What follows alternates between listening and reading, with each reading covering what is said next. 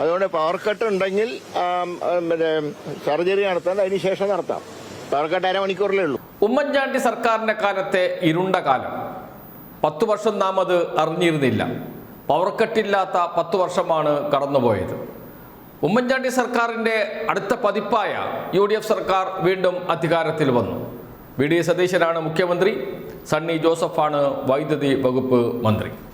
രണ്ടുപേർ ഇതിനകം പവർ കട്ടിന് ഇടയിൽ മരണമടഞ്ഞു.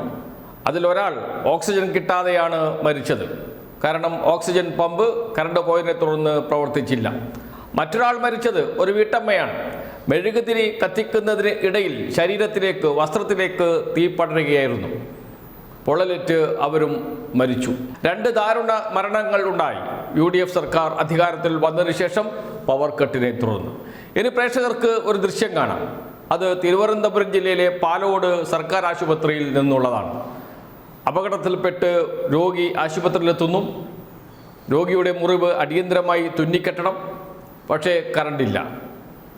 ഒരേ ഒരു പോംവഴിയേ ഉണ്ടായിരുന്നുള്ളൂ, മൊബൈൽ. എല്ലാവരും മൊബൈലിൻ്റെ ടോർച്ച് കത്തിച്ച് പിടിക്കുക. അങ്ങനെ മുറിവ് തുന്നിക്കെട്ടുന്ന ദൃശ്യമാണ് പ്രേക്ഷകർ കാണുന്നത്. ചർച്ചയായി, വൈറലായി. ഇതേക്കുറിച്ച് സ്വാഭാവികമായും ആരോഗ്യമന്ത്രിയോട് ചോദിച്ചു. അദ്ദേഹം പറഞ്ഞത് എന്താണ് എന്നല്ലേ കേൾക്കാം. അതുകൊണ്ട് പവർ കട്ട് ഉണ്ടെങ്കിൽ സർജറി നടത്താൻ അതിനുശേഷം നടത്താം. പവർ കട്ട് അരമണിക്കൂറിലേ ഉള്ളൂ. ഇതാണ് ആരോഗ്യമന്ത്രി K മുരളീധരൻ്റെ വാക്കുകൾ. പവർ കട്ട് ഉണ്ടെങ്കിൽ അതിനുശേഷം സർജറി നടത്തണം, അല്ലെങ്കിൽ അതിനു മുമ്പ് സർജറി നടത്തണം. അതല്ലെങ്കിൽ ജനറേറ്റർ വാങ്ങി വെക്കണം. ആരാണ് ജനറേറ്റർ വാങ്ങി വെക്കേണ്ടത്? ആരാണ് അതിന് സൗകര്യം ഒരുക്കേണ്ടത്? അതെല്ലാം ചെയ്യേണ്ടത് സർക്കാരാണ്, ആരോഗ്യവകുപ്പ് മന്ത്രിയാണ്. അദ്ദേഹം പറയുന്നത് അതൊക്കെ ചെയ്യണം. ചെയ്യാതെ എങ്ങനെയാണ് സർജറി നടത്തുക?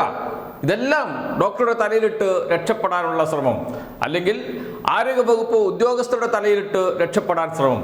എനിക്കൊന്നും അറിയില്ല, എല്ലാം ചെയ്യേണ്ടത് അവരല്ലേ എന്ന് പറയുന്ന മന്ത്രി K മുരളീധരൻ.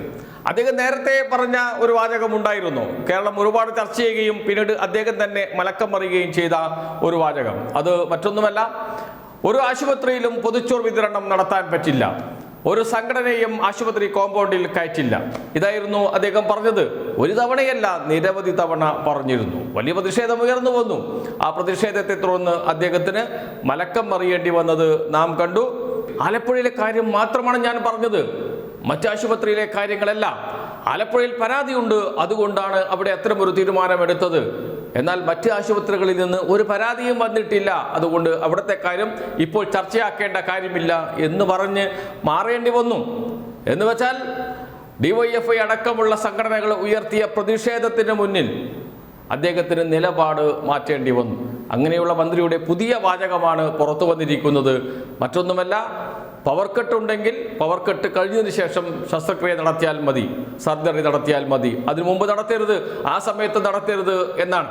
അപകടത്തിൽപ്പെട്ട് വരുന്ന ഒരു രോഗിയോട് ആശുപത്രിയിലെ ജീവനക്കാർ, ഡോക്ടർമാർ പറയണം, കറണ്ട് കട്ടാണ്, ഇപ്പോൾ സർജറി നടത്താൻ കഴിയില്ല, അതുകൊണ്ട് അവിടെ കിടക്കൂ എന്ന്. ഇതൊക്കെയാണ് ഈ സർക്കാരിൻ്റെ മന്ത്രിമാർ പറഞ്ഞുകൊണ്ടിരിക്കുന്നത്.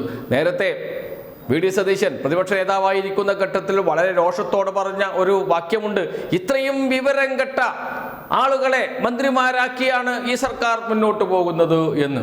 അതിപ്പോൾ പറയേണ്ടത് ഇപ്പോഴത്തെ മന്ത്രിമാരെ കുറിച്ചാണ് എന്നാണ് തോന്നുന്നത്. ആ വാക്യം, അല്ലെങ്കിൽ VD സതീശൻ്റെ ആ വാക്കുകൾ ഇപ്പോൾ വീണ്ടും സോഷ്യൽ മീഡിയയിൽ കുത്തിപ്പൊക്കിക്കൊണ്ടിരിക്കുകയാണ്.